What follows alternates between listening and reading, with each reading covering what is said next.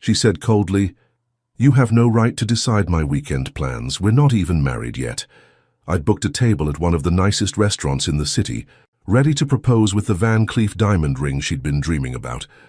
But she decided to go on a trip with her friends instead. When she came back, her face darkened. I came home after work. The apartment was dark and quiet. I called her. She picked up right away. I could hear loud music and people laughing in the background. "Hey, Andrew," she said. "I'm on my way to the airport. The girls and I decided to go to beach for a few days. It's a sudden trip," I paused. "You're serious?" "Tonight was important," she sighed. "Andrew, you have no right to decide my weekend plans. We're not even married yet." I didn't say anything. I just stood there, phone in hand, staring at the floor. Then I hung up. For a few seconds, everything felt empty. And then something shifted. The frustration disappeared. The sadness disappeared. All that was left was a strange, quiet clarity. I looked at the small ring box on the table, the one I had planned to give her tonight. I knew exactly what I needed to do next. We had been together for 2 years. I'm Andrew, the one with a stable job and my own apartment. Qley moved in about a year ago. From the start, I covered the rent, the biggest expense, and most of the groceries. She only handled the utilities, electricity, internet, and cleaning. It sounded fair at first, but over time I realized I was covering almost everything that mattered. Qley is very social. She has a close group of friends called the Sparrows. They hang out almost every day, take sudden trips, and share every moment online. I was never part of that circle. I'm not the kind of person who needs to go out all the time. I like quiet dinners, planning trips, small moments that mean something. Qley likes noise, parties, and being surrounded by people. In our relationship, I was the planner.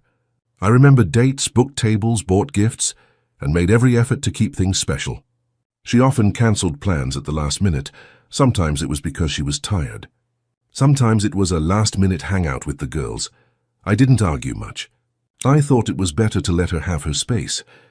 But slowly, it stopped feeling like a relationship. Her friends treated my apartment like their place.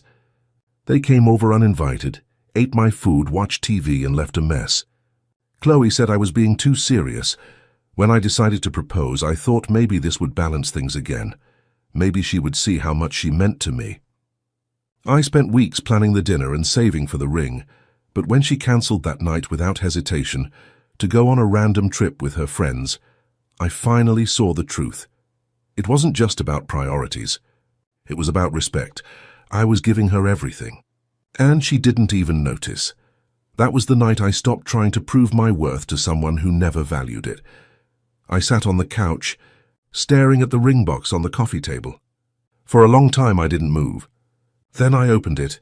The ring looked perfect, but the meaning was gone. I didn't feel sad. I just felt done. I picked up my phone and called Mike, my best friend. He answered fast. "Hey man, what's going on?" "I'm buying dinner tonight," I said. He laughed. "What's the occasion?" "My freedom," I said. "Bring Josh and Lena. Same restaurant as usual." That night I showed up at the restaurant wearing the same suit I'd planned to wear for the proposal. The staff recognized me. The reservation was still in the system. I told them to keep the table for 4. Just me and my friends. When my friends arrived, they looked around. "Where's Qley?" Josh asked. "She's not coming," I said. "Actually, she's gone for good." We sat down, ordered drinks, and I told them everything. The call, the words she said, the trip, all of it. Nobody interrupted me. When I finished, I took out the ring box and placed it on the table. "This was supposed to be hers tonight," I said. "Now it's just a reminder of how naive I was." The table went silent for a few seconds. Then Mike raised his glass. "To lessons learned," Lena added, "and to better women in the future." We laughed, we toasted.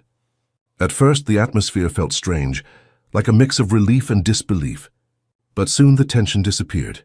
We talked, joked, and laughed about old stories. I hadn't felt that relaxed in a long time. For a second, I thought about how different the night turned out. Same table, same suit, but a completely different reason to smile. At one point, Lena looked at me and said, "You know, Andrew, this is probably the healthiest thing you've done all year." I smiled. "It's about time, right?" Mike ordered way too much food, steaks, dessert, wine, said it was a breakup banquet. But for me, it didn't feel like a breakup. It felt like freedom. Before leaving, Lena asked, "Want me to take a picture?" We stood together, glasses raised, smiling. She took a few shots. "Should I post one?" she asked. I shook my head. "No, let's keep it between us. This wasn't about showing off or revenge. It was just real friendship. People who showed up when I needed them most." Later that night, I got home, put the ring box back in the drawer, and looked around. Same apartment, same silence, but this time it felt like mine again. After the dinner, I went home and started packing. Not my things, and as it took me the whole night. I folded her clothes, sorted her makeup, her shoes, and all the little things she had left all over the apartment. I put everything in boxes. It wasn't anger. It was closure. For once, the place looked clean. I hadn't changed the locks yet. I wanted her to take her things herself. No drama, no yelling. 3 days later, I heard the door unlock. Qley came in wearing sunglasses, carrying a few shopping bags and a tan from her trip. She looked surprised to see the boxes. "Hey," she said casually, "why is everything packed?" I stayed calm. "Your stuff's ready for you to take." She froze. "What do you mean, ready for me to take?" "I'm asking you to move out." Her expression changed immediately. Confusion to shock, then to anger. "Are you serious right now? You're kicking me out." "What the hell, Andrew?" I nodded. "You said it yourself. I have no right to plan your weekend. You're not my wife, so you don't have to live here anymore either." She threw her bags on the floor. "That was just something I said." "You're overreacting. You can't just—" "I can," I interrupted. "It's my apartment. I pay the rent." She laughed bitterly. "Oh, so now it's all about money. You think because you pay for this place you get to control me?" I didn't raise my voice. "No, I just think I deserve respect, which I haven't had for a long time." She started pacing. "You're unbelievable. I go away for a few days and you lose your mind. Are you even hearing yourself?" I didn't respond. I just started carrying a few boxes closer to the door. Then it happened. As I leaned down to grab one, the ring box fell from my jacket pocket and hit the floor. Qley stopped. She stared at it. "What's that?" she asked quietly. I didn't answer. She walked over, picked it up, opened it, and froze. Inside was the Van Cleef and Arpels ring. Her face changed instantly. All the anger disappeared. Her voice softened. You were going to propose?" I said nothing. She looked up, eyes wide. "Andrew, I didn't know." "I swear, if I had known..." I cut her off. "You did know something important was planned. You just didn't care." She took a step closer. "No, please, listen. I made a mistake. I was stupid. I thought it was just another dinner. I didn't mean to hurt you." Her eyes filled with tears. She reached for my hand. "Please, can we talk about this?" "I'll fix it. I'll make it up to you." For a second, I almost felt sorry for her. Then I remembered everything. The calls she ignored, the plans she cancelled, the way she talked to me like I was an option. I pulled my hand away. "Don't," I said. "You don't get to fix this." "I already did." She looked confused. "What do you mean?" "The dinner still happened," I said. "I just shared it with people who actually care about me." Her lips trembled. "You're lying." "I'm not. I had dinner with Mike, Lena, and Josh. Same restaurant. Same table. We called it a celebration of freedom." Her tears stopped almost instantly. The guilt turned into rage. "You're unbelievable," she yelled. "You humiliated me. You made me look like a fool." "No," I said quietly. "You did that yourself."